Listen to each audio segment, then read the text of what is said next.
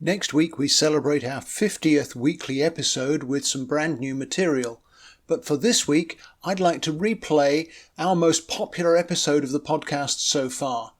It's called When Shift Happens, and it's from January this year. Welcome back to the Communication Mastery Podcast with me, Mark Burlinson.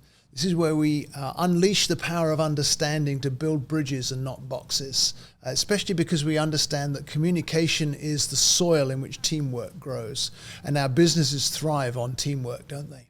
And today I want to talk about settings where maybe teamwork hasn't been thriving. My title would be When Shift Happens. That's shift, because when we navigate conflict or we navigate tension, when things are changing in our business, especially if there's a change of personnel, then there's always communication issues that arise.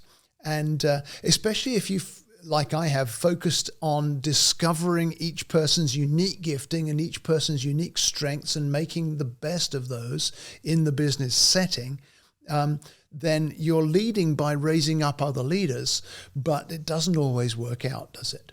And so I want to talk about when those shifts occur, how do we handle them? What do we need to face as the challenges? And what are some of the keys to turning what could be a very negative situation into a positive one? So let's talk about the reality, the shift in the title, because we've all had leaders in our businesses who didn't work out. We've had people on our teams who, for whatever reason, didn't fit. I know I've had multiple occasions, and I've talked about some of them before on this podcast, where we've had to make a change because people won't fit with one another. When leaders don't work out, when team members don't work out, sometimes there's an active division in the team. They're dividing people actively by setting one against another.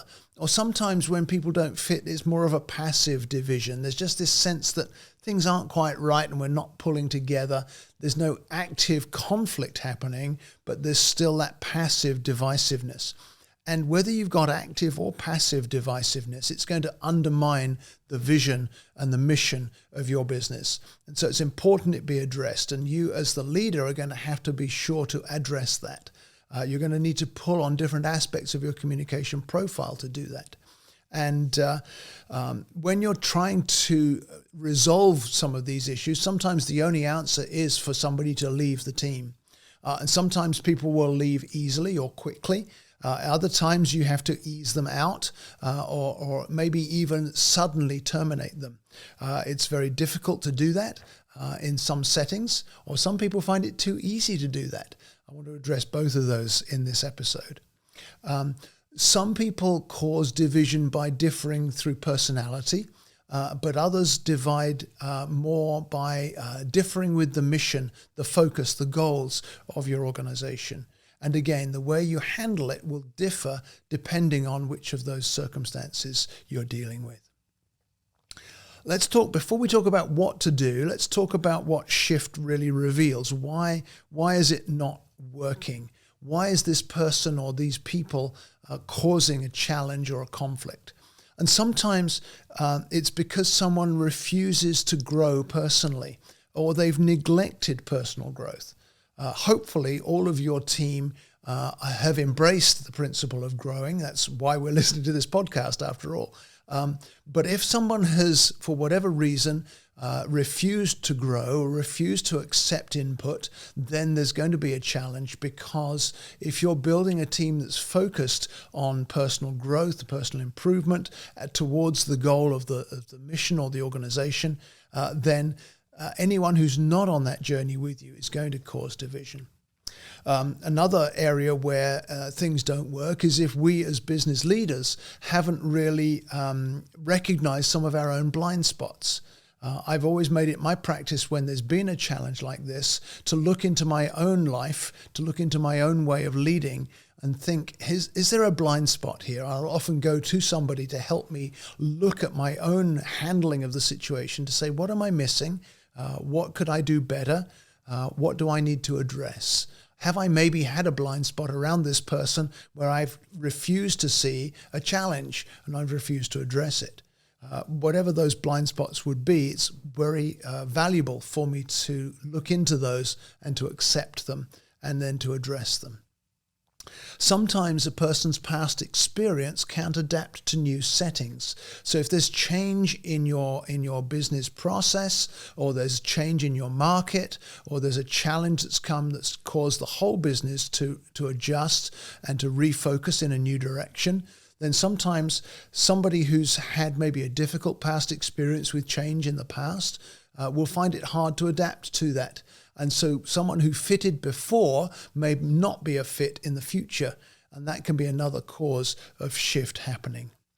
And then sometimes we become overly self-focused. If I'm dealing with a big issue in my own life, maybe it's a challenge or a setback that I've had, my self-focus can sometimes undermine my sense of teamwork. Or in a team member, it can sometimes hinder submission to the authority of the management and the boss and the leader of the team. And all of those things have to be addressed. So there's all kinds of symptoms to watch for in your team when you find this kind of shift, this kind of challenge, this kind of conflict coming up. It may be stubbornness, or there may be anger in close relationships, that friction between team members. Or there may be a resistance to correction that didn't used to be there but is now coming to the fore. There may be a need for recognition that's kind of out of proportion to the person's role. There may be the developing of factions within your team, one is against another, or trying to get people on their side. Or there may be a whole issue of control, where they have to know that they are in control of circumstances or decisions beyond what's appropriate for their role within the group or within the team. Pride can often be a big factor in shift happening. That's where I always know the right way, and I'm not open to receiving input from others. I always listen for an overemphasis on I statements, where people are saying things like, well, I will need this, or I need that, or I know the other, or I'm going to do so-and-so, or I will do this. Those overemphasized I statements are often a sign of trouble that needs to be addressed by the leader of the team or the owner of the business or whoever it may be. So these are the circumstances that shift reveals. But when the shift hits the fan, as it were, there are a number of things. I've got 8 points here of things that are vital when you're navigating this kind of conflict or this kind of transition. Number one is to be clear on your own calling and your own authority. Because you need to guard against self-protection, defensiveness. I've known circumstances in my own journey where I've been overprotective of myself in difficult situations, and it hasn't solved the problem. It's actually added to it because it's made me more insular. When you're clear on your calling, and you're clear on your role, and you're clear on your authority, you can act in the best interest of the organization and not just of yourself. Because self-protection is no protection in these circumstances. Second thing to do is to look as far as possible to make choices available to those who are experiencing conflict or shift or difficulty.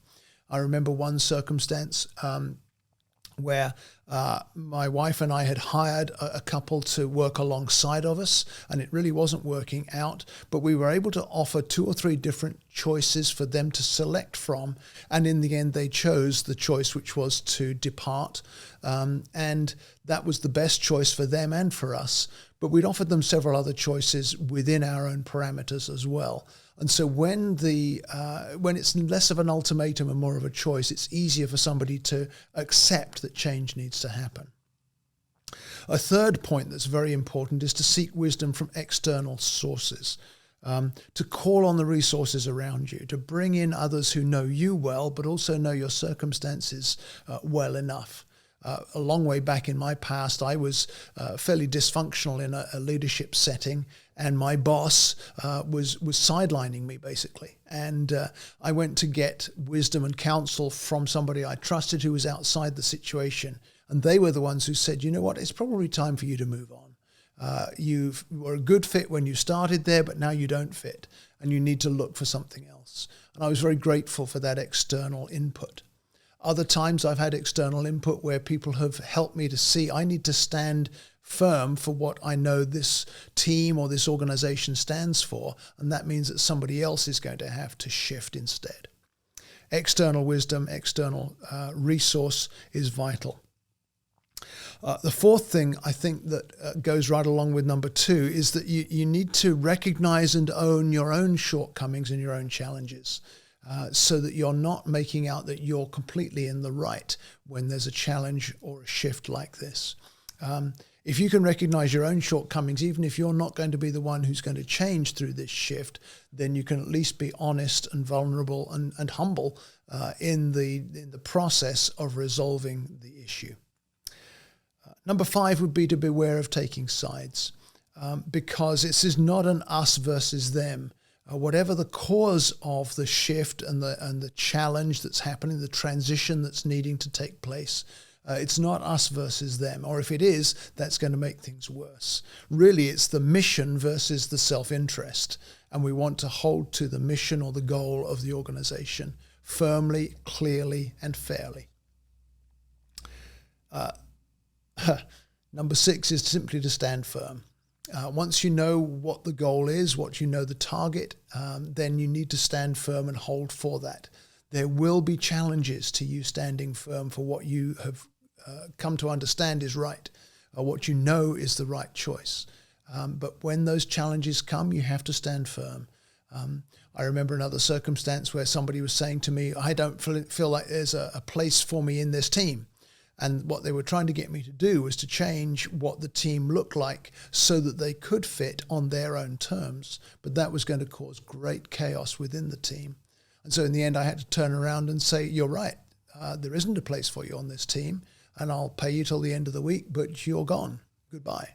I don't like those kind of conflicts, but it was necessary at the time. And in the end, the team benefited from that. Number 7 would be to make sure in any shift or transition like this that you invest in those who do have your heart, who do own the mission and the goals, who do see where you're going, and who do share with you the calling and the direction of your organization.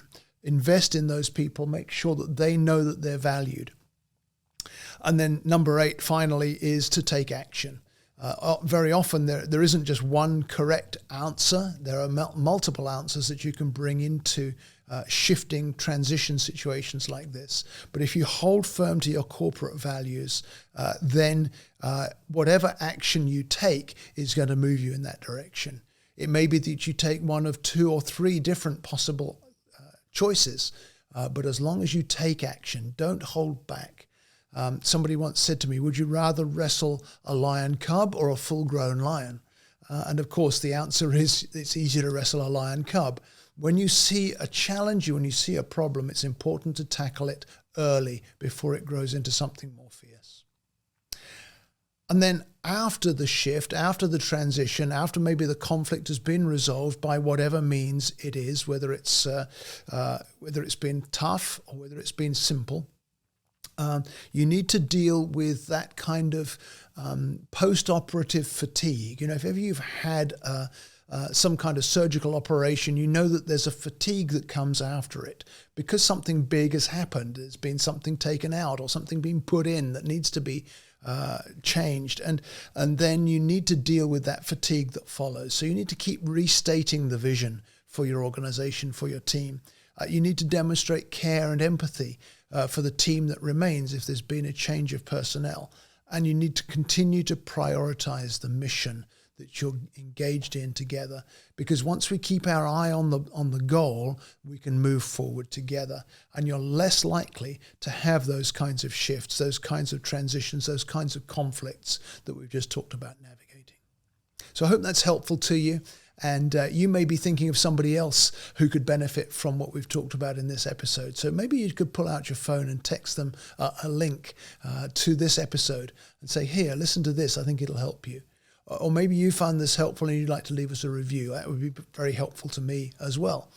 Any recommendation to get others to get the good news of this podcast is always valuable. So thank you for doing that. And if you've got feedback or questions, you can always reach me through my website at markberlinson.com. I'd love to hear from you so that we can take your questions and feedback into a future episode and answer them. Until then, let's take a break from here, and I'll see you again next week. Thank you so much for listening to today's episode. It would mean a lot to me if you'd rate and review the podcast so it helps more listeners to find us. But also, would you give me your feedback on things you'd like to hear about in future episodes? And remember to share the episode with a friend if you see something that would benefit them as well. You can reach me with feedback through my website at markberlinson.com. Just click on the contact button and send me a message. I respond to everyone personally, and I really want to hear from you. So thank you again for listening, sharing, reviewing, and giving me your feedback.